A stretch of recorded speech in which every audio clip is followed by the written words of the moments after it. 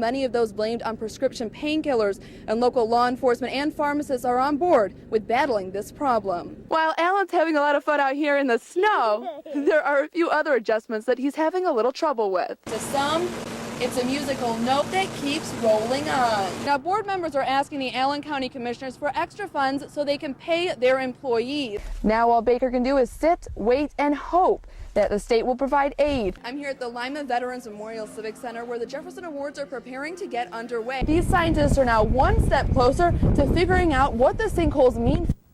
That's right, Jeff and Amir. Now, fighting fires is a tough job. It becomes even tougher when the buildings are 3 stories or higher. Next year, the community will be welcomed here where they can eat naturally grown produce out of local soil. Although this car and your clunker may qualify, it looks like this program could just run out of fuel. Preschool is about building a foundation for youth before they enter K-12 education. But now that foundation could crumble. You're watching West Central Ohio's award-winning leader. This is your news now at 6. Shutting down a portion of the main street in the village. Heavy snow buildup on the roof of Groves Bears is causing the interior roof line to sink about 1 to 2 feet in some places. A little more melting and even some sunshine to finish out the day. Let's find out if further improvements are expected for tomorrow. Time for a trip to the Forecast Center. Chief Meteorologist Darren Meyer is there with his quick cast. Jeff and Stephanie, not all that bad out there for us today. Thank you, Darren. Well, icy roads are to blame for a 2-vehicle crash that killed a Lima woman early this morning south of Uniopolis. Troopers from the Wapak post of the State Highway Patrol say it happened on State Route 65, a half-mile south of US 33, shortly before 7. There's officially a race for Allen County Commissioner on the May primary ballot after a second Republican files for the term that expires this year.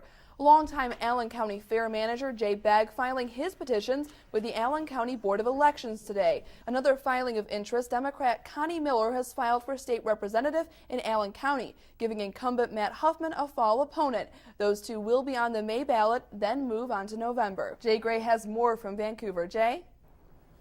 Hey there, Stephanie, Jeff. Yeah, and they're live in Vancouver. I'm Jay Gray. Now, Stephanie, Jeff, back to you.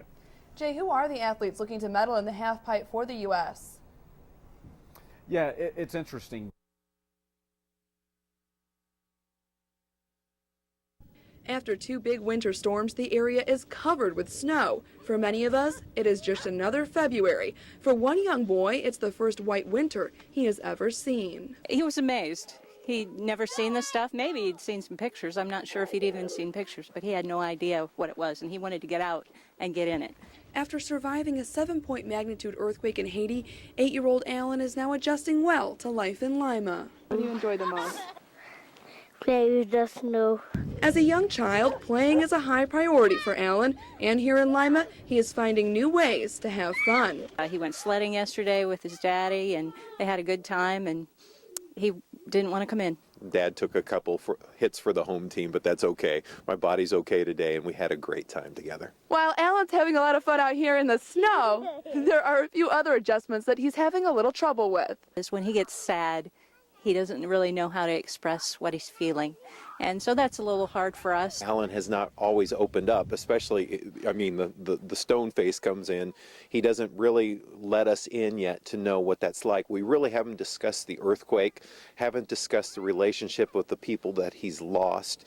I mean, we've tried, but he has not communicated that so much yet. Despite those troubles, the Wassings continue to let Alan know they're there for him. So we're just giving him space, letting him know we're here. And we're not going anywhere, and he's not going anywhere either. He's ours. In Lima, Stephanie Parkinson, your news now.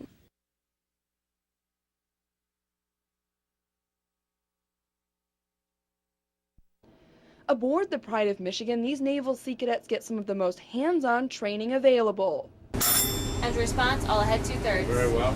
All ahead 1/3. All ahead 1/3, aye, sir. Not only are they here to learn, they're here to work, and they're responsible for getting the ship from point A to point B. And for Cadet Coyne, who is new to the program this year, it's truly a unique opportunity. In other programs, the adults pretty much take over, so it's kind of nice that we're able to do everything and feel independent. But for Captain Luke Clyburn, giving independence is in turn creating a team. Everything we do takes a team, from running the ship, from steering, ringing bells, the engine room, the cadets putting it in gear, even line handling. Any task, that even dropping the anchor, takes a team. One person can't do it.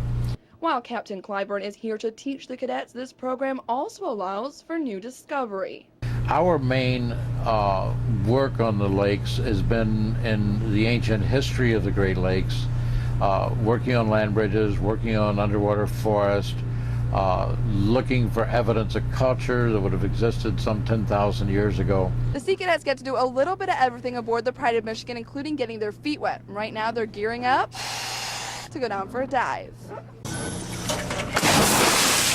The archaeology in this area, most of the people are interested in shipwrecks, and that's what's made it such a popular dive site.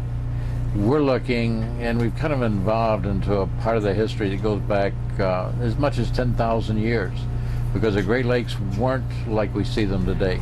This year, the group is taking a closer look at land bridges in the Great Lakes. One in Lake Huron near Alpena once stretched across the lake to Ontario, Canada. And each year, a documentary is filmed to display their findings.